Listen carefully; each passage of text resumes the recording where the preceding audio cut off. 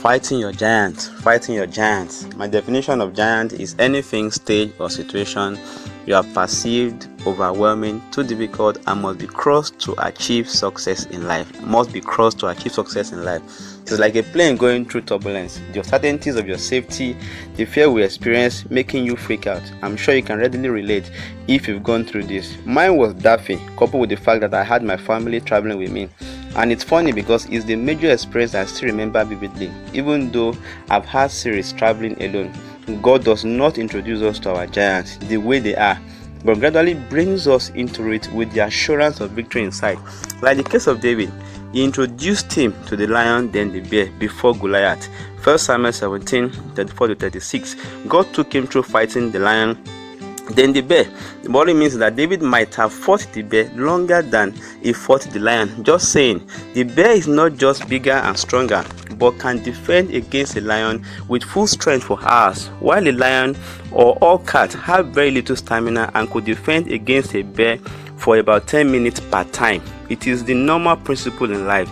God will be unjust to allow you to be tempted above what you can bear. 1 Corinthians 10:13, the Message Bible says, no test or temptation that comes your way is beyond the course of what others have had to face. All you need to remember is that God will never let you down. He will never let you be pushed past your limit. He will always be there to help you to come through it. The only challenge is that we fail to link our experiences in life. When David was going to face Goliath, he had to convince Saul, his boss or authority, whatever Saul might mean to you. He was ready to take that next step.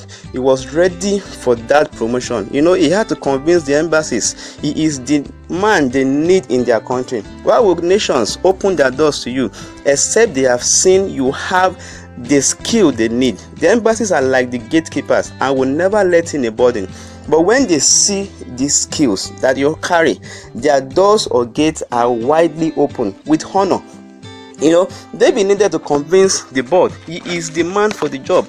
He had to convince the market that his product is the best and the best they can ever have in the market. So God is so faithful and perfect that he has specific programs of success for individuals. God's program for everyone is a program of success. Jeremiah 29:11. It does not and will never program anyone to fail or decide to code an individual to malfunction. This is not in his character. He is the greatest inventor that have and will ever be. So when he allows us go through some experiences in life, it is because he is making us develop the skill sets we will need for the next assignment we will soon encounter. So rather than accept defeat or give up, let's begin to see God as the perfect and good teacher that will always and only lead us to success, even if we are in our lowest moment. The last message we preached might have been a mess. The last album we released might have led us to a loss or debt. The last interview we attended might have been a setback. The last presentation might have been the worst ever.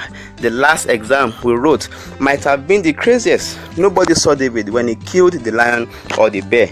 And because he did not quit, he did not run, he learned the experience he needed to fight Goliath that launched him into the limelight. He was introduced to the whole world. His name was mentioned in the ears of the Philistines. His name became a popular chorus in the mouths of the women. 1 Samuel 18:17 says, so the women sang as they danced and said, Saul has slain his thousands and David his 10,000s. So you see, your next book might be all you need. Your next album or singles might be all you need. Your next teaching or message might be the breakthrough you've ever longed for. The next interview might be all you need. The next presentation might be the breaking point. God does not create mistakes. He is too perfect to allow a mistake comfort, for he has made everything beautiful in his time. First, so says Ecclesiastes 3:11. So if this has been a blessing to you, please do not forget to share. There could be somebody close to you, there could be somebody around you that is in his or her lowest moment and that just needs something like a push to bring him out, something that can actually make him or her relate and get to himself and begin to bring out the values he or she carries. Everybody around the world has values, but we must be able to identify these values before we can actually be something, before we can actually be a blessing, before God can actually use us to bring up many more, into the limelight, into full strength, and make them begin to live, a fulfilled and a purposeful life. Everybody needs to see what they are created for. Everybody needs to see why they are here. Everybody needs to see why they are part of this generation, and everybody needs to be able to get to that point, that thing that will make them stand out even in their generation. God bless you real good. The name is Woodward. I love you, and that's why I'm doing this. But you need to remember that the Lord loves you more than I can ever love you. God bless you real good.